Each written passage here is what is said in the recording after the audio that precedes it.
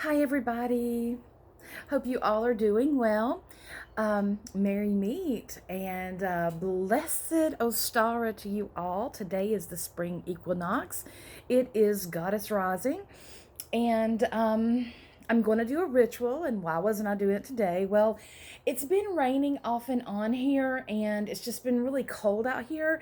So I will be doing one tomorrow, and so stay tuned for that. I will be doing an Astar ritual, and I am a traditionally trained priestess. I'm a second degree priestess of the European Celtic tradition of the craft, and yeah. So we will be having that. It's going to be a teaching ritual, okay? Because I am a teacher, and that is a part of what I do. Is I will do these teaching rituals just to kind of show those that are novices, that are new to the path or new to paganism, that just want to learn more and want to understand more. So I will be doing that tomorrow at noon, okay? And that is Eastern Standard Time. So, what am I doing here today? Well, I get lots and lots of questions regarding cards, reading cards. And I'm going to explain a little bit. They don't understand the difference between tarot, cardamancy, oracle cards, things like that. So, what I'm going to do is I'm going to explain the difference today. Okay? Now, the first one I'm going to do, and I'm sorry, I'm having to use my phone, and it may seem a little backwards, but forgive me. Hopefully, really soon, my camera will get here and it'll be better. So, anyway, this is right here is a cardamancy deck. Okay, and this is it's the Gilded Reverie Lenormand. Now, it was Marie.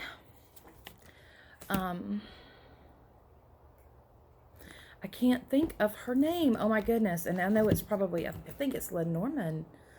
Anyway, she was French, and she was really a well-known cartomancer, and she read for Napoleon Bonaparte as well as other famous people. Okay, and I did a story on that. I will try to put it on this. If not, I'll do just like a whole video, and I'll explain about cartomancy. Now, I will tell you that the history of reading cards is it's not very clear. It has been traced back to Egypt. One of the oldest decks, I do believe, was found in the 1500s, was dated back to the 1500s, and it was an Italian deck. But again, I'll try to find that, and I'll post that. If I can't find it, I will do another one. So, for this, okay, let's talk about the cardamancy. What is cardamancy? Well, cardamancy is a picture deck. You see here? It's very different from a tarot card. It's very different from oracle deck. Okay? And you see there's the playing card there. And that was very significant because many of them are playing cards. I know if you have the Gypsy Witch deck, it's orange, and I know I have it. I have, honestly, it's in one of my boxes, and I haven't unpacked yet, so you'll have to forgive me. I haven't unpacked yet, and I do have some stuff that's still in boxes, so I'll have to get that out. But this is what I have. This is a beautiful deck, and see, there's that. And they mean different things. Obviously, this is home, but it's the way that you read that tells a story of what these cards are trying to say to you. Moon. Ah, choices. Tree of Life. Clovers. Dandelions. Snake. Fox. Letter. That. This is a very beautiful deck. A lot of people don't care for the Lenormand deck, but I do. I love the Lenormand deck. There's another one I've got my eyes out on, but anyway. But this is a nice little deck.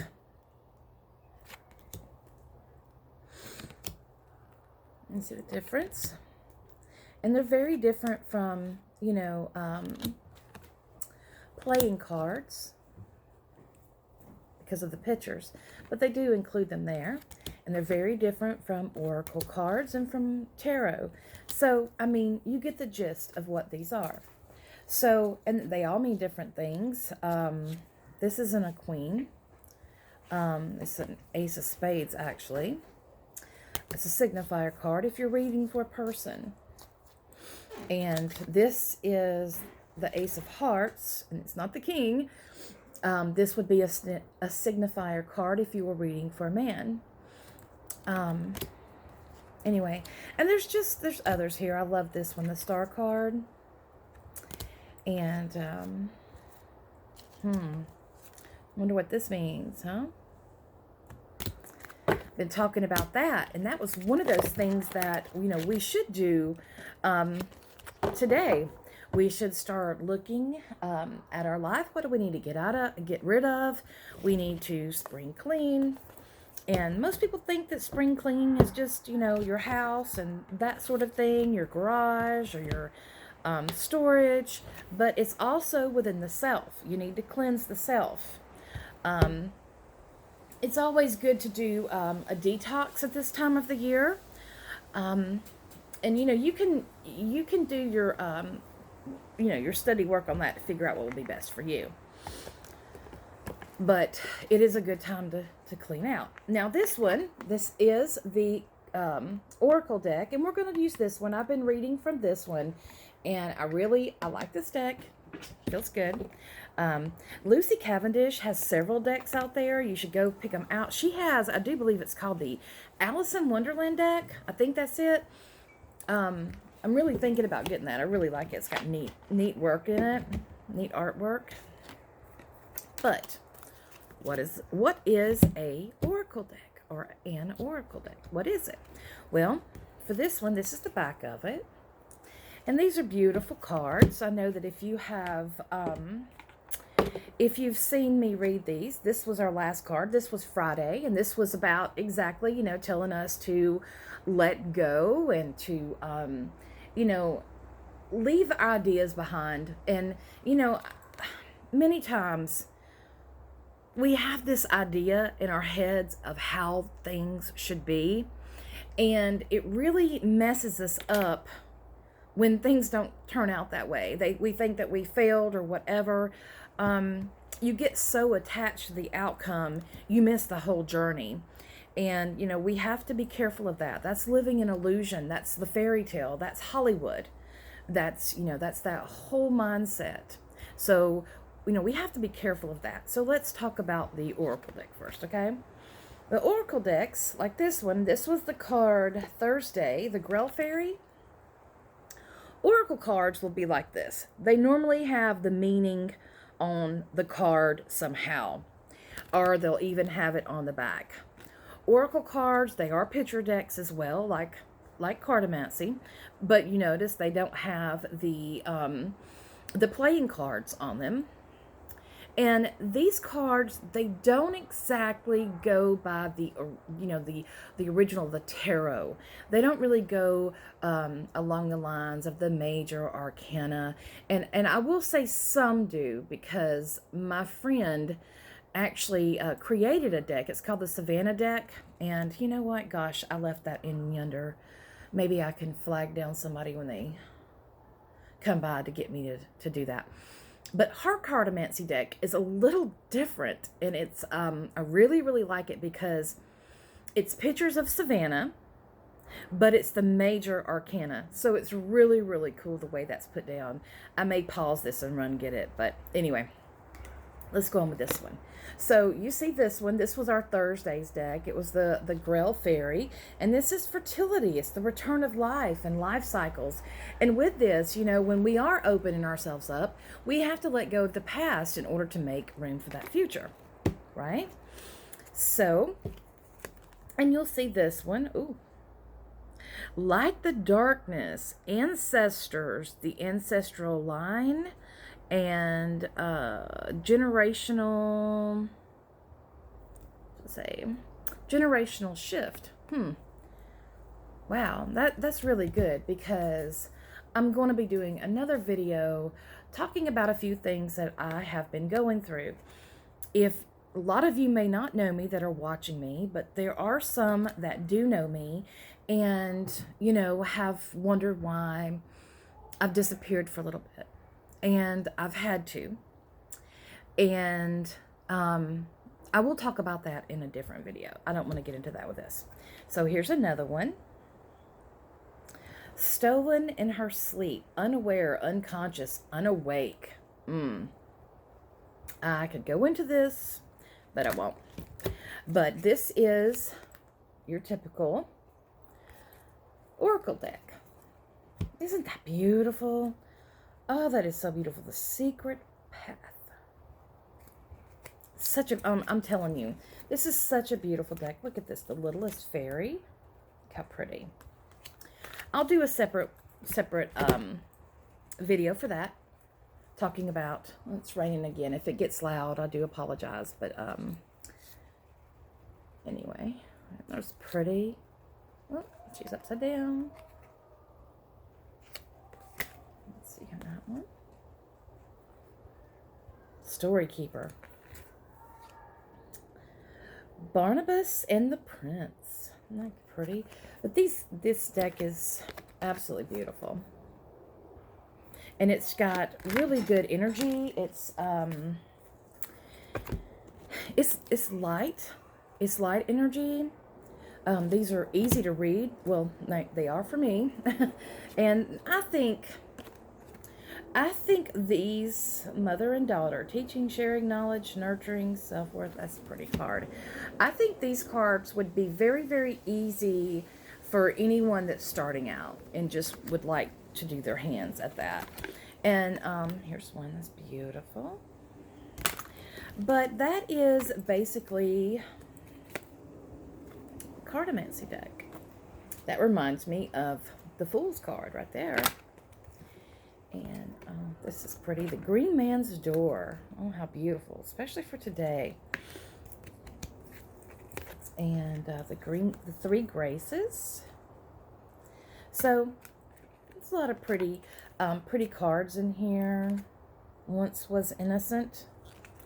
Knowledge means change. And isn't that true? Oh my goodness, that is so true. So that is that deck. And it does come with a nice size book, and it is a thick book.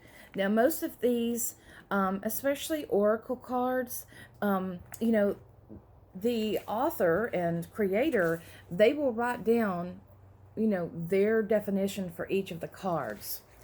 And, you know, you're more than welcome to read them so you can better understand where they were coming from when they were creating these cards.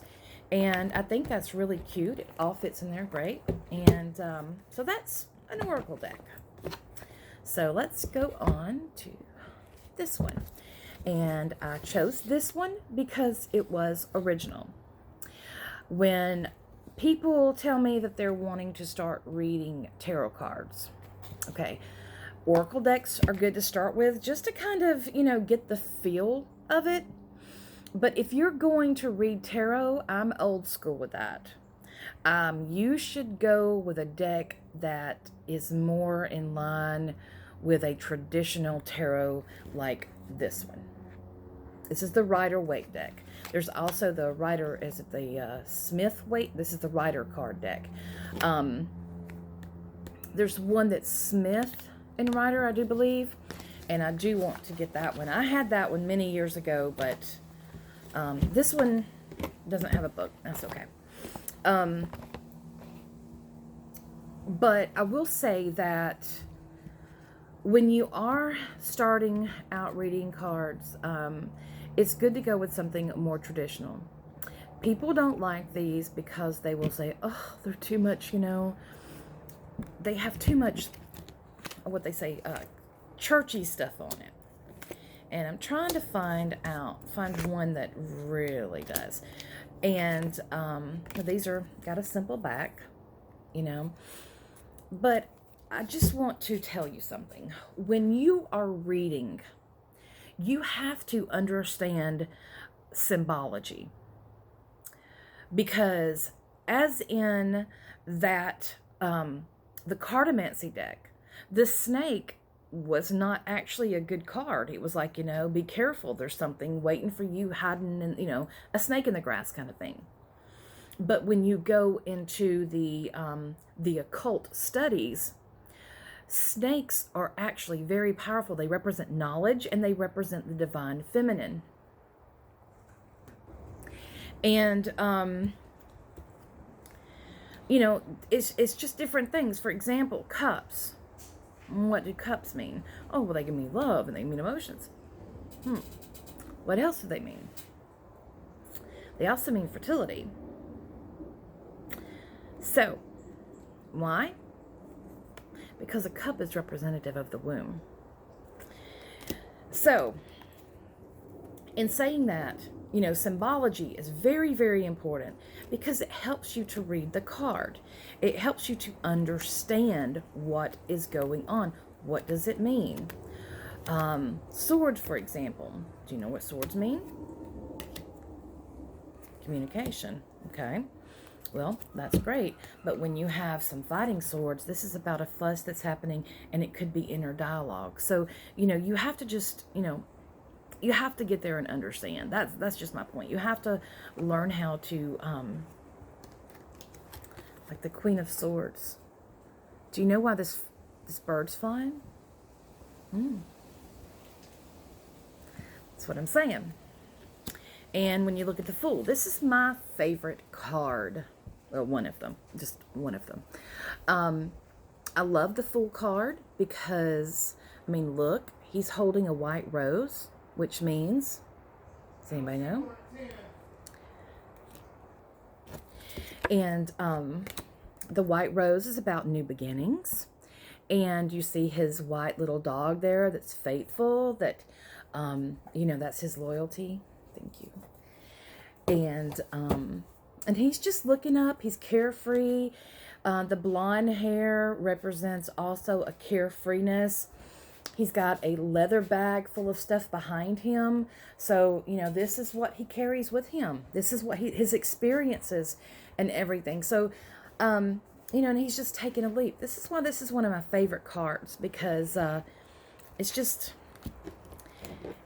it's really great. And it's number 0. And let me try to find another one I like. And here's one, the Hanged Man. And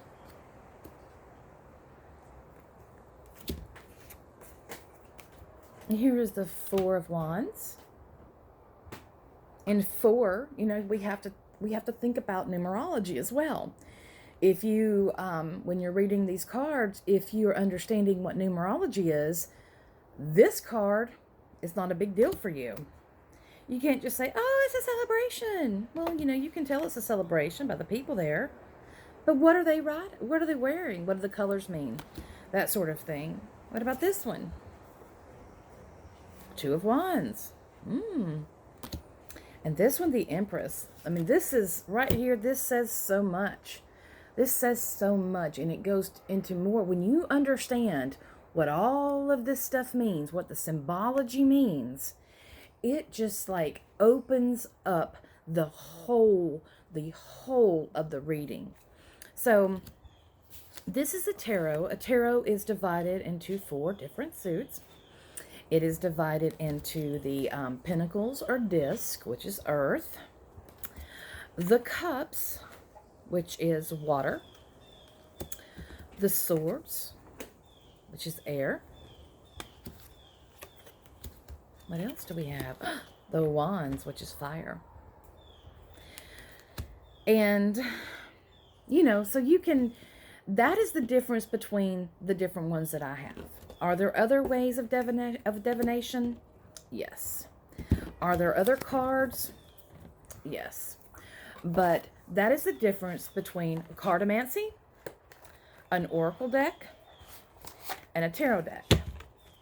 Now, I want to show you my friend's oracle deck that she made. Well, it's a Cardamancy deck. I'm sorry. She calls this a Cardamancy deck because it's pictures. And they come in a pretty tin when you do get them. You can order these online. Or if you're in Savannah, you can pick them up at the Mystics Mall and Keller's Flea Market. They're open on Fridays. I'm sorry, on Saturdays and Sundays. They do classes normally on Fridays, and yes, I'm a part of that, and I just really haven't been able to get down. I mean, I've moved and so much stuff going on, so I haven't been able to get down there. So, and this one, she made this beautiful, beautiful deck. And this is the booklet that goes with it. And like I said, this is a Cardamancy deck. So, and when you turn in here, Magician, you'll see that is one of the first maps of Savannah. And she tells you the history behind it.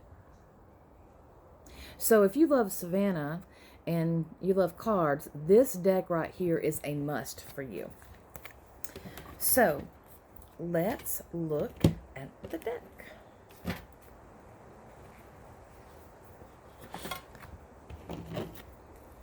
All right, let's see here. Okay, this is the Tower. Like I said, this is based off of the major arcana of the tarot. But again, this is the picture, and this is Fort Pulaski, Savannah, Georgia, the Tower. And then if you go into your book, you can look it up. And if you know how to read tarot, then you already know what that means. But if you don't, you can go in, and right here it tells you, everything about it, and it gives you the history. Fort Pulaski, erected in 1829 through 1847. It's named after Kazimierz Pulaski, a Polish soldier who fought under the command of George Washington in the American Revolution. So, and then it goes in to tell you what you're looking at.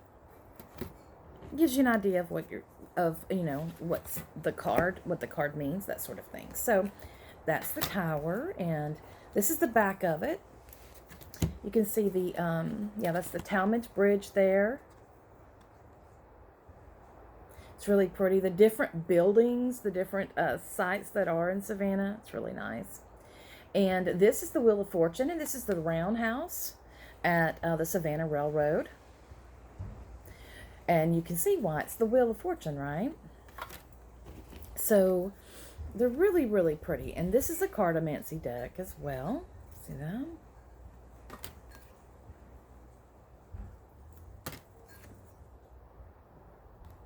And these are all historical in Savannah.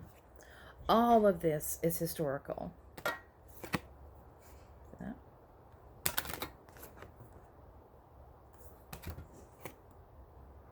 All of these places mean something in Savannah. And these are really cool deck. And again, when you read what these places are about, the meanings of the cards just go right with it. So, and that's it. And look at that. Beautiful. There's the Talmadge Bridge. Fingers out of the way. Oh, this is where everyone likes to get married, Whitfield Square. There's the Magician. So that is the difference, and I know this ran a little bit longer than I wanted it to run, but that's okay. And like I said, it's got a nice little tin. I broke mine. The moves, right? But anyway, if you have any questions, you can just let me know, and I'll be more than happy to answer them. Give me some time. I am a busy person. If I don't answer you right away, I will answer you as soon as I can. And I wish you all a wonderful spring equinox. I will be doing my ritual tomorrow, and I thought it was going to be prettier than today, but it's not. It's going to be rainy too, so I'm going to have to we'll figure out something, okay? But we will be doing I will be doing a live teaching ritual, and it will be for the spring equinox. So this is the goddess rising. We have to celebrate. So anyway, I hope you all have a wonderful rest of the day. Stay safe and take care of you. Many blessings.